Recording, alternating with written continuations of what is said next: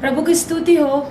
Hallelujah. मैं pastor विनी त्रिएकत्व परमेश्वर की उपस्थिति में और आज के इन परमेश्वर के हाथ इस विषय के शिक्षा में प्रभु यीशु मसीह के नाम से आप सभी का स्वागत करती हूँ। आइए हम प्रार्थना करें। प्रभु यीशु मसीह, मैं प्रार्थना करती हूँ, मसीहा आप उद्धार करता हो प्रभु, और यहोवा हमारे दैविक परमेश्वर पिता के विषय में, उनके हाथों के विषय में जो आज हम सीखने जा रहे हैं प्रभु, इस शब्दों के लिए, इन वचनों के लिए मैं प्रार्थना करती हूँ। जो कान प्रभु इस वचनों को सुनेंगे प्रभु यीशु मसीह, तेरे सामर्थ्य नाम से परमेश्वर के हाथों का अनुग्रह, परमेश्वर के हाथों की सेवकाई, आशीषें और इनाम, प्रतिफल, सामर्थ, पराक्रम को जान पाए प्रभु। और ये वचन कई लोग जो इस वीडियो को सुनेंगे और देखेंगे प्रभु, आपका वचन उनके अंदर कार्य करे प्रभु यीशु मसीह, तेरे सामर्थ्य नाम से मैं प्रार्थना करती हूँ, आमीन। आइए हम जाएंगे वचन में। तो आज का विषय है परमेश्वर के हाथ, और हम सीखेंगे मनुष्य के हाथ में भी परमेश्वर ने कौन सी आशीषें रखी है। तो उत्पत्ति का पहला अध्याय, बाइबल पवित्र शास्त्र का सबसे पहला अध्याय है ना, पहली किताब उत्पत्ति। तो पहली किताब उत्पत्ति के पहले अध्याय और 1 से जब हम पढ़ते हैं तो वहां पर सारे परमेश्वर ने बनाए गए सृष्टि के विषय में बात किया है। और परमेश्वर ने हर एक सृष्टि की रचना उन जोड़ियों के लिए की, जोड़ी जोड़ी से की। जैसे सबसे पहले परमेश्वर ने उजियाले को अंधकार से अलग किया, मतलब ये जोड़ी जोड़ी थी जिनको परमेश्वर ने अलग करते गया। तो ये जोड़ी जो थी वो इस प्रकार थी। क्यों परमेश्वर ने उजियाले को अंधकार से अलग किया? क्योंकि उजियाला जो है वो शक्तिशाली है और अंधियारा जो है वो कमजोर है उजियाले से। इसीलिए उजियाले को और अंधकार को जो विरोध में चलते हैं उस जोड़ी को अलग कर दिया। ये जोड़ी थी अंधियारे और उजियाले की। उसी प्रकार से हम देखते हैं बाइबल में आकाश और भूमि के विषय में, है ना, दिन और रात के विषय में, सूरज और चांद के विषय में देखते हैं हम, और मिट्टी और पानी के विषय में देखते, स्वर्ग और पृथ्वी के विषय में देखते। ऐसे उत्पत्ति का पहला अध्याय में हम देखते सब जोड़ी से परमेश्वर ने सृष्टि की निर्मिति की है। तो परमेश्वर ने सब निर्मिति करने के बाद उत्पत्ति 1:26 में कहा कि आओ हम मनुष्य को अपने स्वरूप और अपनी समानता में बनाए। परमेश्वर ने हम मनुष्यों को खुद के स्वरूप और खुद की समानता में हमें बनाया है ना। तो समानता में बनाया, कौन सी समानता? जब परमेश्वर ने हमें स्वरूप बनाया तो परमेश्वर का स्वरूप जो है अग्नि में है और वो स्वरूप हमें आग बनाती है ना। समानता जो है परमेश्वर की हमको बिजली के समान बनाती है, परमेश्वर यहोवा के जैसे। तो रोमियो 8:19 वचन कहता है कि क्योंकि सृष्टि बड़ी आशा से परमेश्वर के पुत्रों की प्रकट होने की राह देख रही है। हमारे अंदर जो परमेश्वर की संतान है, जो हमसे अलग है, जिसका प्रकट होना जरूरी है ना। हमसे अलग कैसे है? मैं जो एक सामर्थी हूँ, मैं जो एक कमजोर भी हूँ, लेकिन मैं खुद में दोहरी हूँ। हम मनुष्य खुद में दो रूप है ना, एक कमजोर और एक सामर्थ, एक जो संसार में है, एक जो आत्मा परमेश्वर के यहोवा के उपस्थिति में होने वाला है। तो जब हमारे अंदर के परमेश्वर की स्वरूपता प्रकट होगी तब परमेश्वर के पुत्र इस महिमामय रूप के साथ इस संसार में प्रकट होगी। और वही पुत्रों का प्रकट होने की राह पृथ्वी बड़ी आशा के साथ राह देख रही है। हालेलुया। तो क्योंकि मनुष्य के अंदर उजियाला भी है, मनुष्य के अंदर अंधकार भी है। हालेलुया। तो परमेश्वर ने हर एक सृष्टि को जोड़ी से बनाया। जैसे उदाहरण के लिए जब परमेश्वर ने मनुष्य को बनाया तो हम देखते हैं हमारी आंखें 2 है ना, हमारी आंखें 2 है, हमारा कान 2 है, हमारा नाक के गड्ढे 2 है, हमारे जीभ जो बोलते हैं हम, हमारी जुबान जो बड़ी जीभ और छोटी जीभ, यानी कि जीवन और मृत्यु को दर्शाती है, याकूब का वचन कहता है हमें। फिर हमारे 2 ओठ है ना, ऊपर का और नीचे का, पुराना नियम और नए नियम को दर्शाता है, जिसके बीच में से परमेश्वर शब्दों के द्वारा हमसे बात करता है, पुराने और नए नियम के। तो वैसे हमारे 2 पांव है जिससे हम चलते हैं ना, वैसे हमारे 2 हाथ भी है। तो इस प्रकार से परमेश्वर ने क्या किया, हर एक सृष्टि को जो है वो दो हमारे हम मनुष्यों की सृष्टि दो चीजों में बनाई गई है, सृजी गई है। तो मत्ती का 6 अध्याय अगर 22वां वचन अगर हम पढ़ेंगे, मत्ती 6:22 का वचन ये कहता है, यहाँ पर सिर्फ 2 नहीं 1 के विषय में कहा है। एग्जाम्पल, बाइबल कहती है कि शरीर का दिया आंख है ना, और अगर आंख निर्मल हो तो तेरा सारा शरीर भी उजियाला प्राप्त करेगा। परंतु उसी में 23वां वचन लिखता है, परंतु यदि तेरी आंख बुरी हो तो तेरा सारा शरीर भी अंधियारा होगा। इसका मतलब यहाँ एक आंख के विषय में बात की है। मत्ती 6 अध्याय और 3रा वचन, मत्ती 6 अध्याय और 3रा वचन में ये कहता है, हाथ के विषय में कहा है। यहाँ पर लिखा है कि जब तू दान करे तब जो तेरा दाहिना हाथ करता है वो बायां हाथ न जान पाए। एक हाथ के विषय में बात की है, एक आंखों के विषय में बात की है। तो परमेश्वर एक एक के विषय में क्यों बात करे, क्योंकि ये दोनों ऑपोजिट दिशा में कार्य करते हैं। भौतिक विज्ञान जिसे हम फिजिक्स कहते हैं ना, फिजिक्स का पहला लॉ ये है, भौतिक विज्ञान का पहला तत्व नियम ये है कि कोई भी चीज को बैलेंस करने के लिए उसके दोनों छोर ऑपोजिट यानी कि विरोधी दिशा में जाने जरूरी रहते हैं। फॉर एग्जाम्पल, हम मनुष्य चलते हैं, है ना, जब मैं चलती हूँ तो मेरा जब दायां पैर आगे आता है तो बायां पैर ऑटोमेटिक पीछे चला जाता है। तो दोनों एक दूसरे के विरोध में आ गए। जब दायां पैर मैं आगे डालती हूँ तो बायां जो हाथ है मेरा आगे आ जाता है और दायां हाथ पीछे चला जाता है। तो दोनों भी इस शरीर के हिस्से के दोनों भाग जो ऑपोजिट एक दूसरे के विरोध में खड़े रहते हैं ताकि इस शरीर को बैलेंस करते हुए हम आगे चलते जाए। तो ये हो गया फिजिक्स यानी कि भौतिक विज्ञान। ये भौतिक विज्ञान कहाँ से आया, मनुष्य को किसने बनाया, यहोवा परमेश्वर ने। इसका मतलब मनुष्य के साथ साथ भौतिक विज्ञान को इस पृथ्वी में उंडेला गया। भौतिक विज्ञान यहोवा परमेश्वर ने लाया। हालेलुया, परमेश्वर को महिमा मिले। इसीलिए हमको बैलेंस करने के लिए दो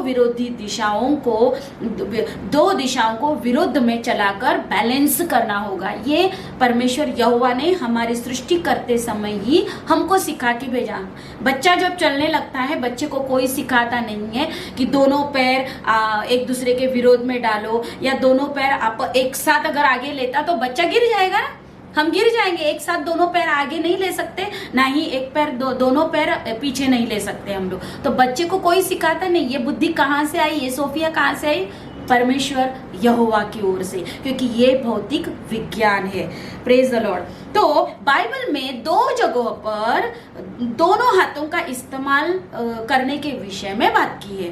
पहला जो है न्यायियों 16:29 में शिमशोन के बारे में हम लोग पढ़ते हैं। शिमशोन जिसने फलिस्तियों का न्याय करने के लिए दोनों हाथों से वो इमारत के खंभों को 2 हाथों के द्वारा वो इमारत ढा दी गई है ना।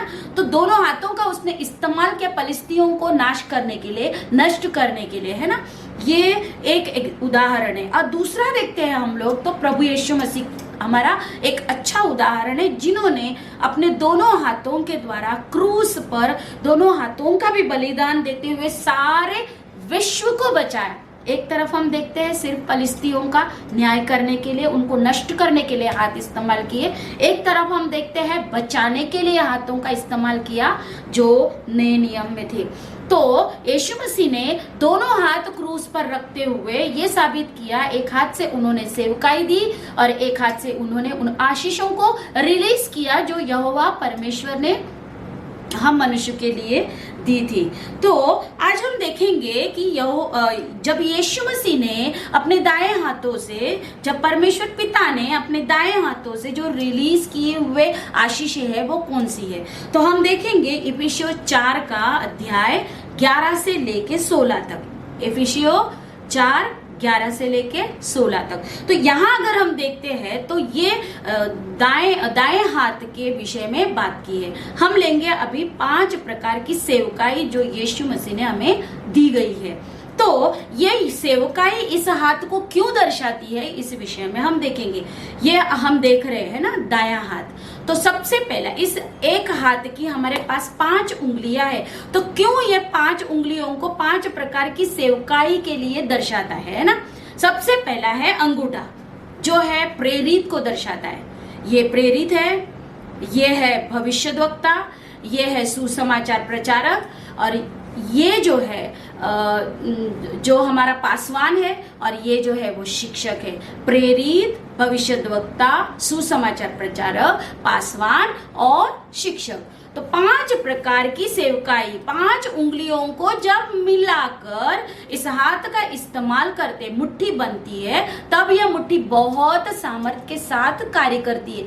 तो परमेश्वर ने 5 प्रकार की सेवकाई इसलिए दी ताकि परमेश्वर का राज इस पृथ्वी पर बहुत ही सामर्थ्य के साथ कार्य करे। परमेश्वर की संतानें, परमेश्वर की बच्चे इन 5 प्रकार की सेवकाइयों के द्वारा परमेश्वर के राज्य को इस पृथ्वी पर लाने की सहायता कर सके। तो ये कोई मनुष्य की ओर से नहीं है, ये सेवकाई केवल परमेश्वर की ओर से आया हुआ हमारे लिए ये धन है।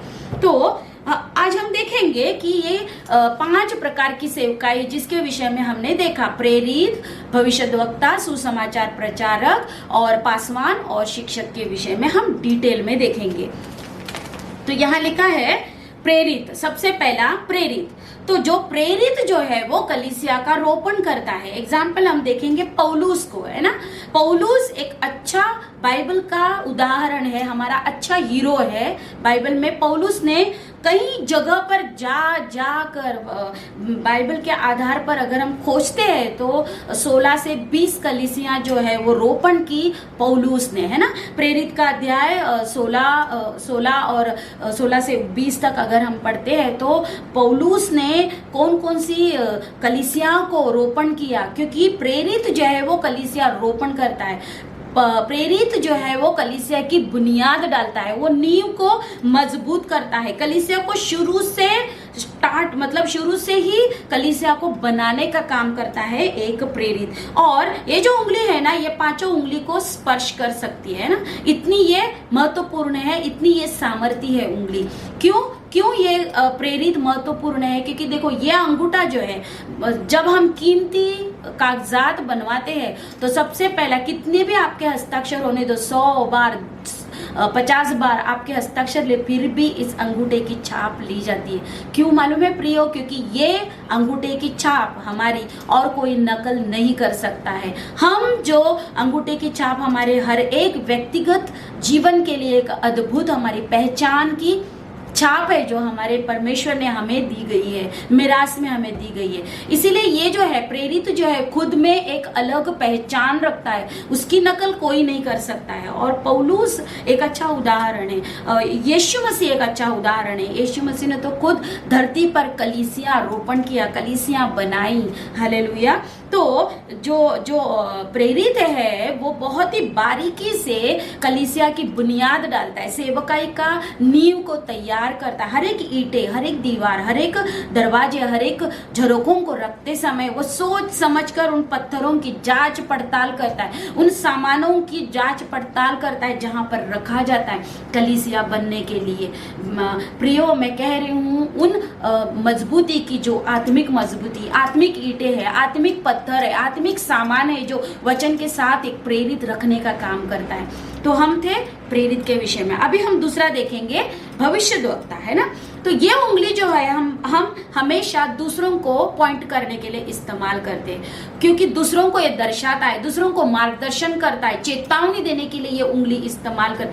बिल्कुल भविष्यद्वक्ता जो है वो परमेश्वर के शब्दों को स्वर्ग से उठाकर पृथ्वी पर प्रकट करने का काम करता है। जो परमेश्वर ने चेतावनी दी, जो परमेश्वर ने अगुवाई की, है ना, यहाँ धरती के लिए, जैसे इर्मया हम देखते हैं, यशाया को हम देखते हैं, हबक्कुक को हम हम देखते हैं, सपन्या को देखते हैं, ये सारे भविष्यद्वक्ता थे जिनके ऊपर परमेश्वर ने उन बातों को प्रकट किया विपत्ति आने के लिए, है ना। इर्मयाह का वचन अगर पढ़ते हैं हम तो वहां पर विपत्ति के लिए भविष्यवाणी देकर उसको भेजा गया है।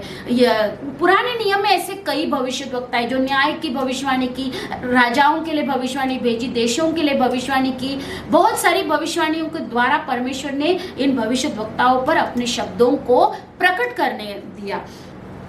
तो दूसरा पत्रस 1 अध्याय और 20 में भी ये लिखा है कि भविष्यवाणी जो है वो मनुष्य की इच्छा पर नहीं, केवल परमेश्वर की इच्छा से ही भविष्यवाणियां आती है। भविष्यद्वक्ता जो है वो अनुशासन लाता है, वो करेक्शन करेगा और हमेशा अपने भविष्यवाणी में वो भूतकाल, वर्तमान काल और भविष्य काल को रखेगा। उसके शब्दों में ये तीनों काल मिक्स होते हैं, तब हम समझेंगे कि वही केवल सही भविष्यद्वक्ता है। ये उसकी पहचान है। वो अनुशासन करेगा लेकिन प्यार के साथ, वो मार्गदर्शन करेगा लेकिन प्यार के साथ, सबके सामने खड़े रखकर वो कभी इंसल्ट नहीं करेगा, क्योंकि उसको उसके हृदय की देखभाल करने की भी जिम्मेदारी रहती है जो परमेश्वर की ओर से मिलती है। तो हम तीसरा देखेंगे सुसमाचार प्रचारक। जो सुसमाचार प्रचारक है वो क्या करता है, परमेश्वर के संदेश को, परमेश्वर के प्रचार को, सुसमाचार को, वचनों को लेकर जाता है पापियों के पास और उनके हृदय को पापों से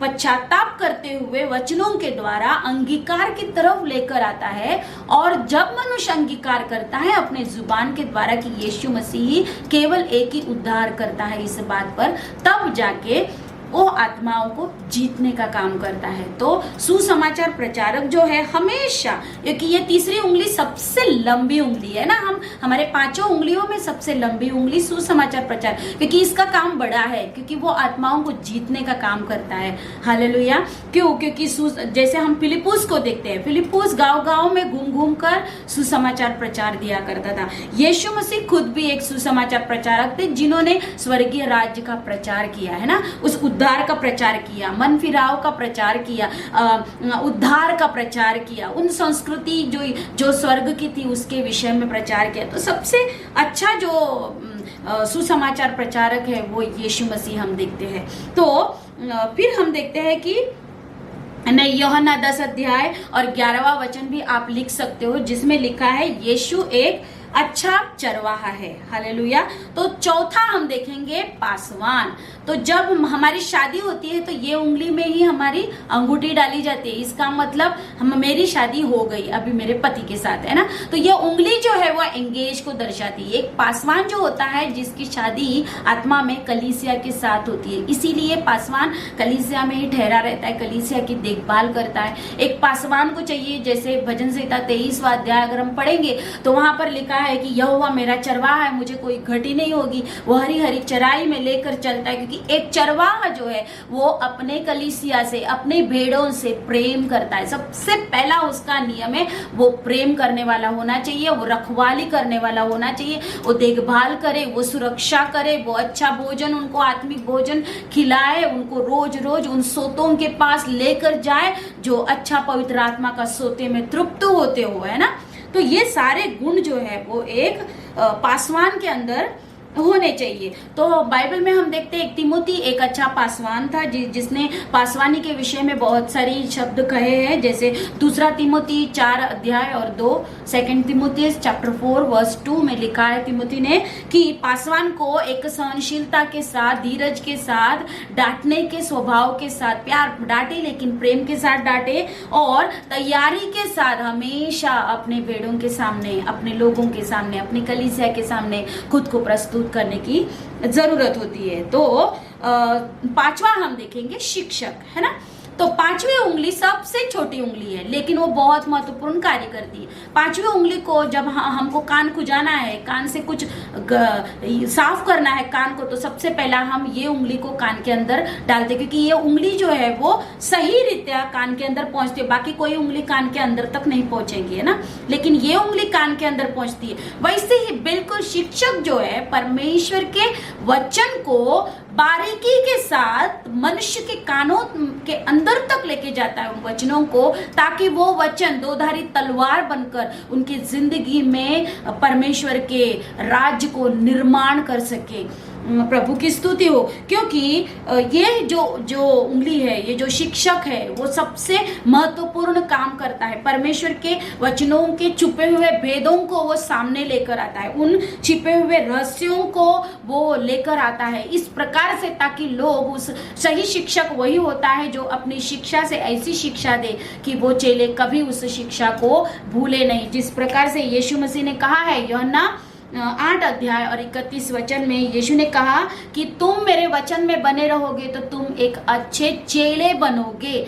ये एक अच्छा चेला बनवाने का, एक अच्छा शिक्षक होने का एक अच्छा उदाहरण है हम यीशु मसीह को जब देखते हैं, है ना। पौलुस ने इफिसियों का 6 अध्याय 1 से 11 में लिखा, पौलुस ने अच्छी शिक्षाएं दी, है ना। उसने बच्चों के विषय में इफिसियों का 6 अध्याय अगर आप पढ़ेंगे तो आप पाएंगे पौलुस ने बच्चों को शिक्षा दी, माता पिता के पास कैसे आना, आदर कैसे देना, माता पिताओं को शिक्षा दी किस प्रकार से बच्चों का पालन पोषण करना है, सेवकों दासों को शिक्षा दी किस प्रकार से एक दासत्व को निभाना है, किस प्रकार से सेवा करनी है। कई ऐसे प्रकार के, जैसे स्वामियों के लिए उसने शिक्षा दी है, हथियार के विषय में शिक्षा दी है, पवित्र आत्मा के विषय में शिक्षा दी। ऐसे कई प्रकार की शिक्षाएं जो है वो हमारे पौलुस ने भी दी, क्योंकि वो पौलुस एक अच्छा शिक्षक भी था। प्रियो, मैं ये कहूंगी कि पौलुस और पतरस दोनों प्रेरिताई में थे, इसीलिए उनके पास ये 5 प्रकार की सेवकाई का वरदान था। इसीलिए वो चरवाहा भी थे, वो भविष्यद्वक्ता भी थे, वो सुसमाचार प्रचारक भी थे, वो एक अच्छे पासवान भी बने और वो एक अच्छे शिक्षक भी बने। और ये वरदान जो है बहुत कम लोगों में दिखता है। तो भविष्यद्वक्ता जो है वो भविष्यवाणी के लिए कलीसिया के बाहर जाता रहेगा। हम देखते हैं सुसमाचार प्रचारक चर्च के बाहर जाकर प्रचार करता है, लेकिन पासवान जो है वो कलीसिया में रुके रहता है। भविष्यद्वक्ता पाप को देखता है और उंगली से रिबुक करता है, प्रेरित वचन के बुनियाद का प्रचार करेगा, लेकिन भविष्यद्वक्ता जो है वो परमेश्वर के शब्दों का प्रचार करेगा, परमेश्वर की बातों को वो प्रकट करेगा। लेकिन प्रेरित जो है वो पिता की बातें प्रकट करता है। सुसमाचार प्रचारक यीशु मसीह की बातों को प्रकट करेगा, यीशु मसीह के बातों के विषय में वो प्रचार करेगा, लेकिन भविष्यद्वक्ता जो है वो स्वर्ग की बातों को प्रकट करेगा। प्रेरित पिता की बुनियाद बताएगा, भविष्यद्वक्ता स्वर्ग की बातों को प्रकट करेगा, सुसमाचार प्रचारक यीशु मसीह के वचनों का प्रचार करेगा, और शिक्षक जो है वह गुप्त भेद एवं रहस्यों को खोलेगा। शिक्षक सलाह एवं अनुशासन देगा, मार्गदर्शन देगा, और पासवान परमेश्वर के प्रेम को दिखाएगा, हमेशा परमेश्वर की रखवाली को दिखाएगा, संभाल कैसा करना है इस बात को दिखाएगा। तो ये 5 सेवकाई जिसके विषय में आज हमने देखा कि दाहिना हाथ जो है वो परमेश्वर ने जो सेवकाई का दी है, आज हमें प्रेरित, सुसमाचार भविष्यद्वक्ता, सुसमाचार प्रचारक, पासवान और शिक्षक जिसके विषय में हमने दाहिने हाथ में हमने देखा कि ये 5 प्रकार की सेवकाई जो पिता परमेश्वर ने दाहिने हाथ से दी, इसमें कितनी आशीषें है। प्रभु आप सभी को आशीषित करे। बने रहेंगे हम दूसरे भाग में आने तक, तो इस वीडियो के साथ आप बने रहे और ये पूरी शिक्षाओं को आप ग्रहण करें। प्रभु आप सभी को आशीषित करे। आमीन।